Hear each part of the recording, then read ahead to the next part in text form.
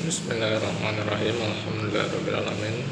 Salatu wassalamu ala rasulillahi wa ala alihi ajma'in. Hari ini saya akan bicara soal meminta mukjizat.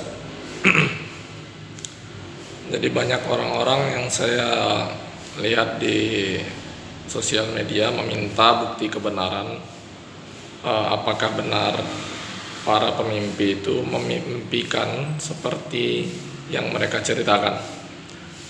Sudah saya jelaskan dalam video sebelumnya bahwa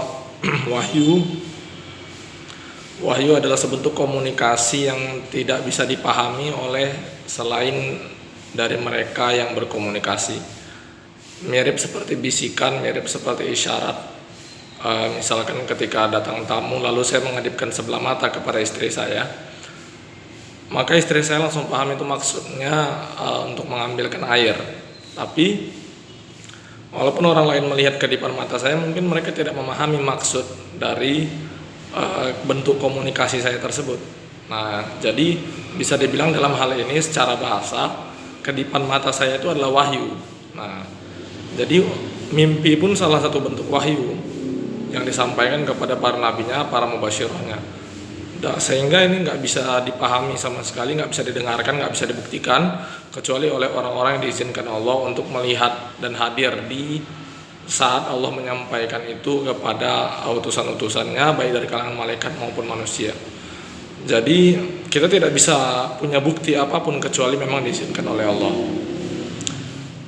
Saat Nabi juga menyampaikan wahyu yang beberapa diantaranya datang dalam bentuk pengkabaran dari Jibril, langsung masuk ke dalam hati Nabi atau melewati mimpi, maka tingkah orang-orang yang diberi, yang kaum dari Nabi tersebut, kaum dari Nabi itu pun sama, ada juga yang meminta bukti, betul nggak bahwa yang menyampaikan mereka wahyu kepada mereka itu adalah Allah Subhanahu Wa Taala. Mereka juga meminta bukti seperti itu. Tapi meminta bukti seperti ini, meminta mukjizat dalam bentuk yang lebih khususnya, bagi saya adalah suatu hal yang sangat beresiko. Ini adalah suatu hal yang sangat beresiko karena ini adalah perbuatan yang biasanya dicontohkan oleh orang-orang yang enggan menerima kebenaran, orang-orang yang enggan untuk percaya. Memintanya mereka atas bukti-bukti ini tidak lain hanyalah cara mereka berlindung. Nah, kadang-kadang bukti ini juga diizinkan oleh Allah untuk disampaikan. Mukjizat-mukjizat, tanda-tanda ini sudah diizinkan Allah untuk disampaikan, tetapi berbeda dengan sebelum disampaikannya mukjizat atau bukti-bukti. Orang yang telah disampaikan kepadanya bukti kemudian tetap menolak, maka hukumannya jauh lebih berat. Bisa dilihat dalam surah Al-Maidah di halaman terakhirnya, itu ketika Hawariyun meminta diturunkan makanan dari langit kepada Nabi Isa, maka ketika Allah hendak menurunkan makanan itu, Allah juga menurunkan peringatan, kalau setelah ini kalian berbalik, maka akan aku timpakan kepada kalian siksa yang belum pernah ditimpakan kepada siapapun sebelumnya. Itu ada dalam surah Al-Maidah. Nah, begitu juga lah kebanyakan dari umat-umat terdahulu itu minta mukjizat, seperti kaumnya Nabi Soleh itu minta mukjizat. Bisa nggak kau datangkan sebuah unta yang begini, yang begini, disebutkan semua ciri-cirinya. Setelah mereka selesai dengan Allah mereka, kata Nabi Soleh dengan izin Allah, sudah selesai. Nah, kalau begitu ketika didatangkan kalian akan beriman ya. Nah, lalu didatangkan dengan izin Allah dari batu itu unta seperti yang ciri-cirinya seperti yang mereka sebutkan.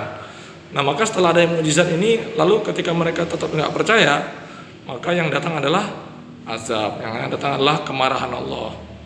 Nah, maka memintanya kita akan mukjizat, tanda-tanda bukti kebenaran adalah suatu hal yang menurut saya sangat beresiko, sehingga ini tidak layak untuk ditiru.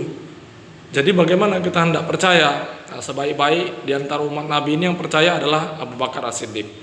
Tidak seperti sahabat-sahabat yang lain, Abu Bakar As-Siddiq dia langsung percaya ketika Nabi pertama kali menyampaikan, tanpa ada pertanyaan, tanpa ada dialog macam mana, bagaimanapun bentuknya, Abu Bakar langsung percaya. Tapi ini adalah level yang luar biasa tinggi. Kita masih diizinkan untuk memeriksa menggunakan akal kita, Akal ini adalah suatu alat yang digunakan untuk mencari kebenaran. Lalu kebenaran macam apa yang kita cari adalah tanda-tanda. Tanda-tanda ini bahasa Arabnya ayat-ayat. Jadi kalau kita benar-benar mengenal Tuhan kita, maka kita akan selalu mengenali kata-katanya, mana yang berasal darinya dan mana yang bukan berasal darinya ketika seorang menyampaikan suatu kata-kata. Kita akan bisa membedakan mana yang berasal dari manusia, mana yang bukan berasal dari manusia. Nah, ini juga lah hendaknya yang pengenalan yang kita miliki sebelum memeriksa mubasyiroh ini. Apabila kita punya hubungan baik dengan Al-Quran, punya hubungan baik dengan Allah, maka akan dengan sangat mudah kita bisa memeriksa mimpi-mimpi yang disampaikan mubasyiroh ini, mana yang merupakan mimpi-mimpi biasa yang merupakan buah pikir dari manusia, dan mana mimpi yang benar-benar datang dari Allah, mana kalimat-kalimat yang benar-benar datang dari Allah. Inilah hendaknya yang lebih layak kita kedepankan dalam rangka menyaring mana-mana mimpi yang berasal dari Allah, mana mimpi-mimpi yang berasal dari diri sendiri, hayalan, dan mana pula yang berasal dari setan. Nah, kemudian ciri-ciri lainnya benarnya suatu mimpi datang dari Allah adalah kita bisa lihat dari seperti yang sudah dijelaskan di video sebelumnya, isi dari mimpinya. Apabila isinya itu berpihak kepada Allah, maksudnya menghilangkan kesyirikan, mengajak kita untuk mengingat akhirat, nah tidak berpanjang-panjang angan-angan terhadap dunia, maka bagaimana mungkin mimpi-mimpi ini datang dari setan? Nah begitu. Adapun dalil mengenai mungkinnya seseorang itu dihubungi oleh Allah Subhanahu wa taala, itu akan kita sampaikan di lain waktu. Sampai di situ dulu. Jadi di sini sekali lagi saya tutup agar kita jangan bercepat-cepat meminta mukjizat, meminta bukti kebenaran tanpa kesiapan untuk beriman apabila tanda-tanda itu nantinya disampaikan. Assalamualaikum warahmatullahi wabarakatuh.